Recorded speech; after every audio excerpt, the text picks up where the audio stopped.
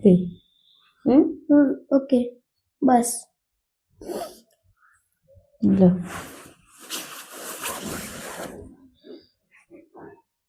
राधे राधे सभी को, खोड़ा family world में आपका स्वागत है। आज हम देखो तिल कुटने की कहानी सुन रहे हैं। हमने तिलक लगाया है।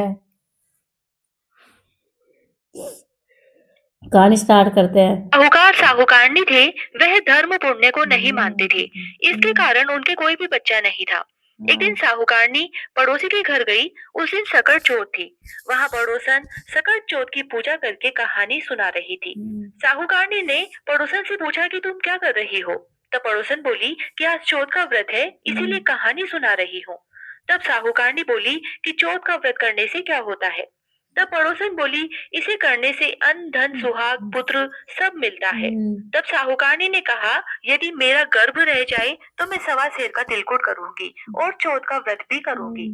चौथ माता की कृपा से साहूकारनी के गर्भ रह गया तो वह बोली कि मेरे लड़का हो जाए तो मैं 2.5 सेर का तिलकुट करूंगी। कुछ दिन बाद उसके लड़का भी हो गया। तब वह बोली कि हे चौथ माता, मेरे बेटे का विवाह हो जाएगा तो मैं 5.25 सेर का तिलकुट करूंगी। कुछ वर्षों बाद उसके बेटे का विवाह भी तय हो गया और उसका बेटा विवाह करने चला गया। लेकिन उस साहूकारनी ने तिलकुट नहीं किया। इस कारण से चौथ माता क्रोधित हो गई।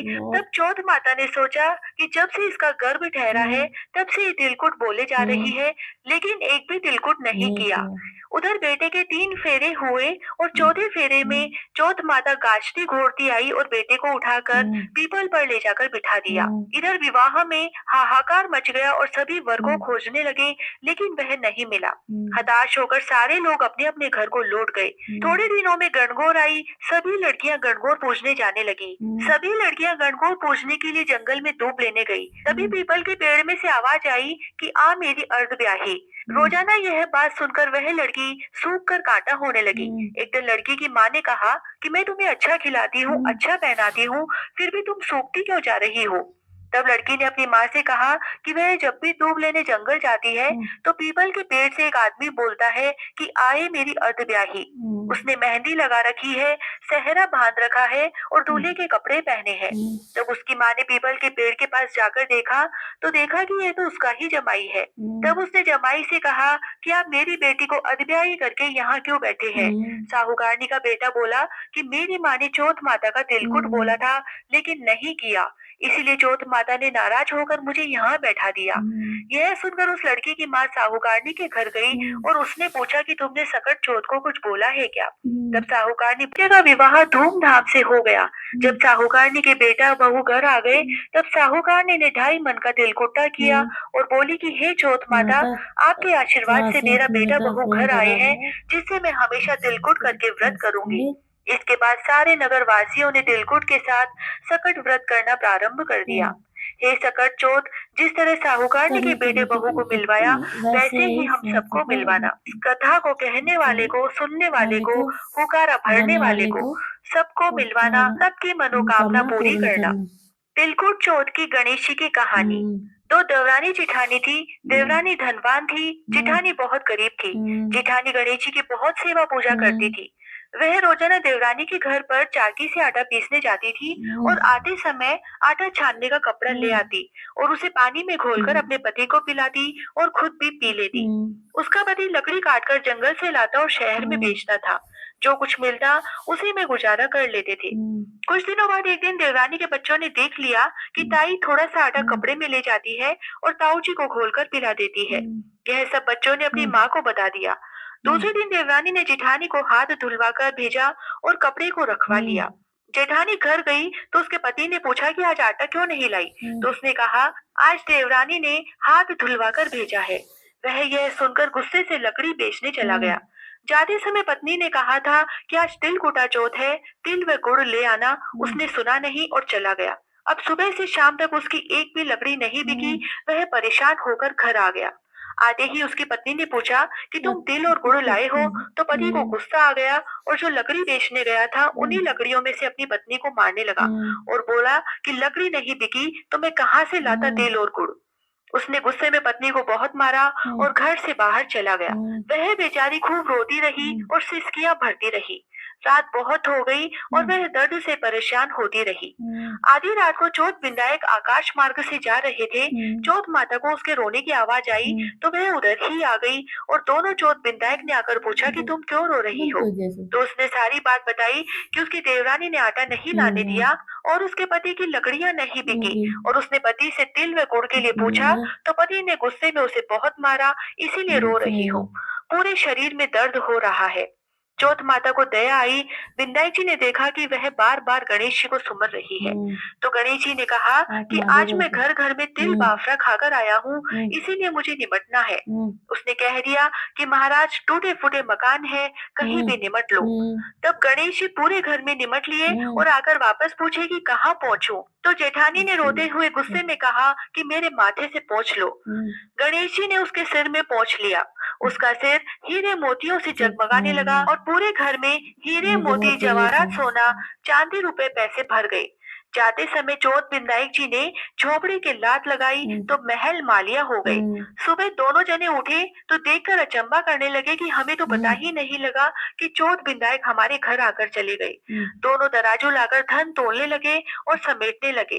अब दौरानी ने देखा कि जेठानी जी अब तक काम करने नहीं आई तो बच्चों को देखने भेजा। बच्चों ने देखा कि ताई के बहुत सारा धन हो गया है। बच्चों ने ताई से कहा कि आप काम करने क्यों नहीं आई? तब ताई ने कहा कि आज से तुम्हारी माँ को मेरे घर काम करने भेज देना। बच्चों ने आकर माँ को सारी बात बताई। वह दौड़ी दौड़ी जेठानी के घर गई और पूछने लगी कि यह धन कैसे आया। जेठानी बहुत भोली थी, उसने सारी बात बताई तो देवरानी ने कहा कि अब की बार चौथ आएगी तब मैं भी ऐसे ही करूंगी।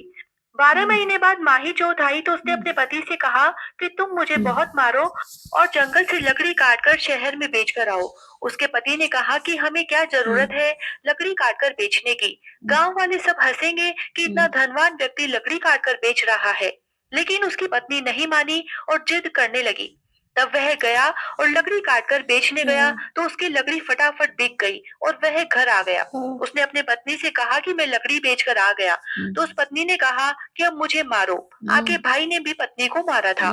उसने कहा कि मेरे भाई ने तो गरीबी से परेशान होकर मारा था, तुम बिना कारण ही मार खाना चाह रही हो। लेकिन वह जिद करने लगी तो उसके पति ने उसको हल्के हल्के हाथ से थोड़ा सा मारा। रात को चौथ विनायक जी जब उधर से जा रहे थे तब दोनों ने विचार किया कि इसे झटका दिखाएंगे तब ही इसे अपनी गलती का एहसास होगा। चौथ विनायक जी दोनों उसके घर आए और पूछा कि क्यों रो रही हो? उसने कहा कि मेरे पति ने मारा। विनायक जी ने कहा कि हमें निमटना है तो वह बोली कि उसकी झोपड़ी तो गंदी थी, मेरे तो महल मालिया है, आज ही धोकर सफाई करी है, कहीं भी निमट लो। तब विनायक जी महाराज उसके पूरे घर में निमट लिए और पूछा कि कहाँ पहुँचूं? तो देवरानी ने कहा कि मेरे सिर से पोंछ लो, आज ही सिर धोया है। विनायक जी महाराज पहुँच लिए और चौथ विनायक दोनों रवाना हो गए।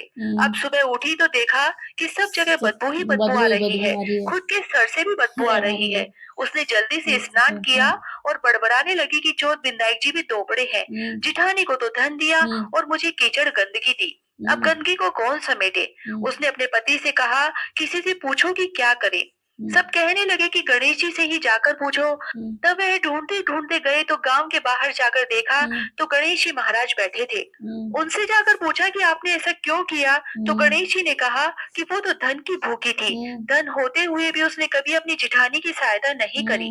तब उसका पति माफी मांगने लगा कि महाराज धन नहीं चाहिए, आप अपनी माया समेटो। गणेश जी ने कहा अब तो माया तब ही समेटेंगे जब तुम आधा धन अपने भाई को दोगे। वह घर आया और पत्नी को डांटने लगा कि अब आधा धन वापस दो, तुमको ही धन की भूख थी, अब आधा धन जिठानी को दो, नहीं तो गणेश जी अपनी माया नहीं समेटेंगे। तब देवरानी ने जिठानी को बुलाकर आधा धन दिया, लेकिन 2 खुगाले चाकी के नीचे रख दिए और सारा धन आधा आधा कर दिया। अब वो 2 खुगाले के 2 सांप बन गए और उनको खाने आए। वापस गणेश जी के पास गए तो गणेश जी ने कहा कि तुमने कुछ छिपाया है। उन दोनों ने गणेश जी से माफी मांगी और आधा धन भाई को दिया। तब जाकर गणेश जी ने अपनी माया समेटी। वह दोनों अपनी गलती पर बहुत पछताए। हे चौथ विनायक जी, जैसा जिठानी को धन दिया वैसा सबको देना और देवरानी को दिया वैसा किसी को मत देना। कहता ने सुनता ने हुकारा भरता ने अपने सारे परिवार की रक्षा करना। जय श्री